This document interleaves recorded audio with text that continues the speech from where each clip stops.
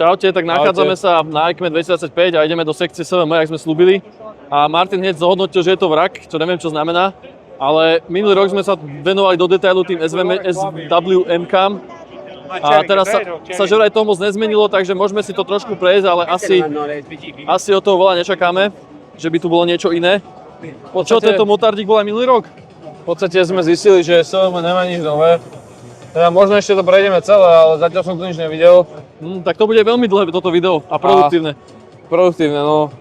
Nič, no zistil som, že je to vrak. Ale ne, však ako... Není to zlá motorka, len...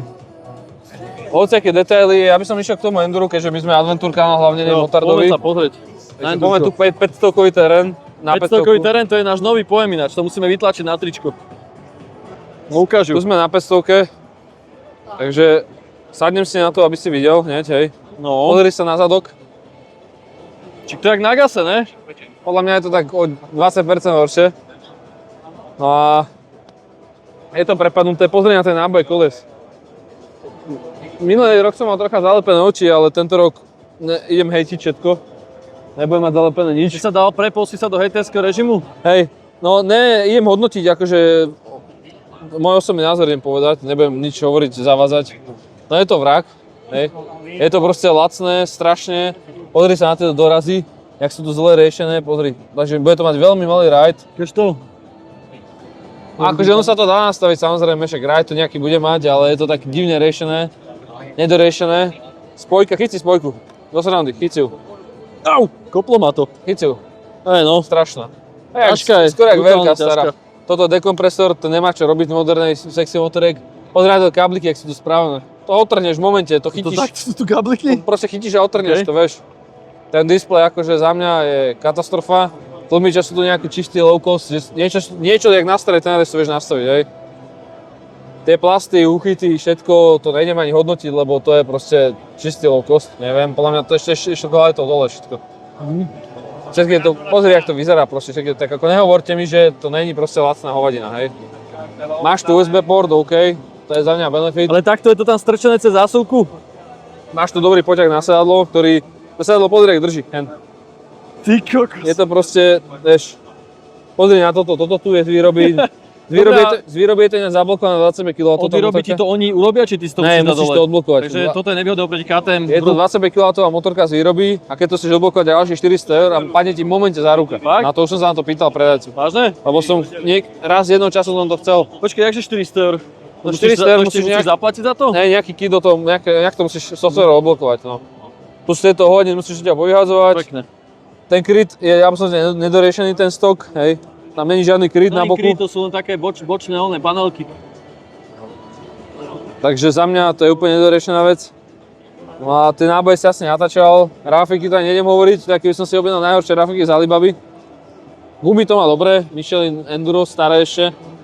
Tvrdé sú celkom relatívne.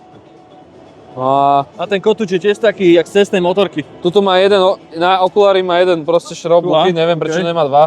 Netuším. Ale má to nastaviteľnú brzdu týmto, Brembo. Aspoň niečo dobre sem dali. No a neviem, čo mám tomu ešte povedať, lebo je to proste lacná motorka, no. Ktorá je pomerne drahá. Horný okulár je celý taký maličký nejaký. Táto hajička, neviem, čo tu robí. Však to je ten systém celý, čo musíš dať preč, toto nevám. Toto neviem, či ešte robí táto hajička tu. No toto je brzdový, toto je olej. Brzdový. No je olej podľa mňa motorový. OK. Brzdiť, neviem, jak to jazdí tá motorka, nejazdil som nikdy, však jazdiť môže pekne, to nehovorím. Ale každopádne koncovka je troška tak vychylená voči tej motorke, na klasické endurové KTM to je vnútri viacej, aby to chytila aj iná časť motorky, len vyfúkneť. A nič, no, však airbox je tu, to je fajn, tuto niekde pod sedankou. Stupačky sú jak z Aliku, najlacnejšie za 10 €, tie čo tam prvé vám vyskočia, keď si otvoríte stupačky. A hejtíky od starej maminy. A nič, no, vyzerá to lacno. Pozri sa, toto je Euro 5 odvetrávanie nádrže takto cez tento kanister. Valve. No, táto motorka stojí nejakých 7600 €, alebo 1700, hej. Plus 400 € za to odblokovanie. Keď rozmýšľam tak, že KTM Bratislava malo akcia na gasy, gasy. Celý rok mali gasy za extrémne dobré ceny. Predávali ich okolo 9000. Tak ja ani sekundu by som nerozmýšľal, kúpil som gas miesto tohto. Lebo to máte už aj otvorené. Takže len to je taká súka, no a môžeme pozrieť nejaké nové, alebo teda už pôvodné motorky. Oni tu mali tie Adventure, ne? Tie veľké. Hej. Ale ja to tu momentálne aj nevidím, úprimne. Tam vzadu niečo, ne? Majú tu takéto fajné Haroleky. Ináč ja som v živote nesel na Haroleke, toto bude moja premiéra, chlapci. Chopper, Toto je moja premiéra ináč, aby ste vedeli. No ukáž sa, roztiahni vajca. Normálne, teraz sa cítim jak alfa samec.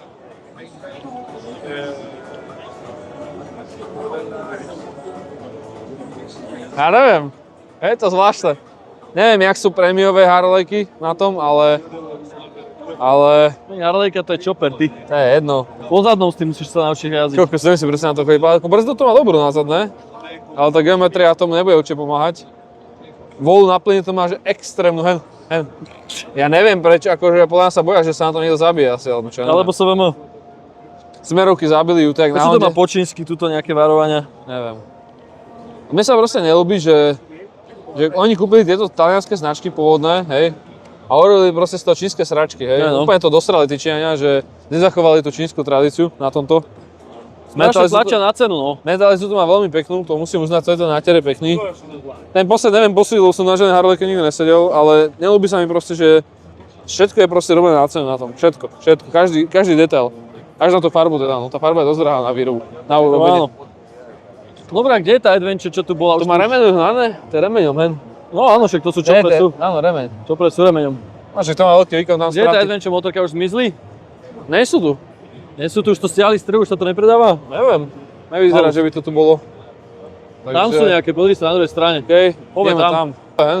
To, čo to je? Niečo nové tu máme. Vyzerá to dobre. 600 padina, nejaká retro. Ukáž.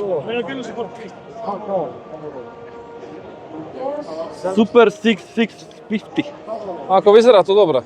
To sa mi aj minulý rok ľúbil, tento Scrambler. A neviem, či to už nemali aj minulý rok, tuším. Akože, však samozrejme tie diely sú tam veľmi biedne. Tak ono je to veľmi podobné tej 500, čo sme pozerali dielovo, len akože aspoň to nejak vyzerá. Aj tlmiče sú to ešte horšie vlastne, takže. Ako nič mi to nehovorí, ja nedoporučujem nikomu túto motorku. Lebo už keď nemáte nastaviteľné tlmiče, tak to už svedčí o tom, že tá motorka je veľmi lacná. To hneď poznáte podľa toho. A je to najväčšia investícia. Nastaviteľné, pozri sa. Mladené dole. OK, no, Ale dobre. počkaj, to sú fast taste tlmiče. No, OK. Stavarie starej. To... Ja by som sa bál toho ďalšieho servisu týchto vecí, lebo tieto offroadové veci sa furt servisujú a To áno. má nejaké čínske fáze tlmiče na tom a servisovať ich, tak No problém je, že to ti možno nikto neodservisuje. No. Vieš, pošleš to niekam a odmietnú ti to servisovať. ďalší problém je, že toto nikde nepredáš. To kúpiš na bazoši a budeš to predávať extrémne po cenu. Aj, no.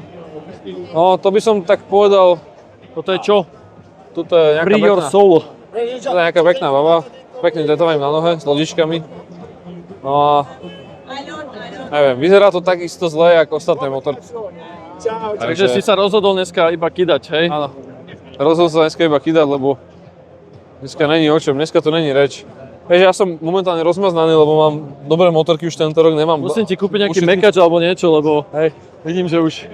Asi to video už nebudem pozerať ľudia, lebo už to nie je o čom. Ale mne sa to ľudia fakt neľúbi, akože... Keď tak fakt siahnite po Yamahe, alebo po CMOte, alebo ešte po Honde. To sú tri za mňa značky, ktoré treba po nich vždy stiahnuť, keď chcete kúpať motorku. A už keď si doprejevate tú radosť, vo voľnom čase, že sa budete voliť, tak nechcete sa pozerať na takú motorku, ale chcete sa pozerať na normálnu motorku. KTM. A okolo toho tie ďalšie veci, čo sme spomenuli v iných videách, ktoré si pozrite. KTM sa zabudol povedať? KTM. KTM môže ešte tiež Yamaha, siahnuť. Honda a... Ale tak naražal som na Japoncov, no. Jo. Dobre. Za Dobre, mňa- tak SVM asi máme za sebou. Za mňa tu není čo iné pozerať, Jo. videli sme všetko, zaujímavé novinky tu žiadne nie sú, iba tieto pekné kusky živých tiel. Jo. Ideme ďalej. Čaute. Čaute.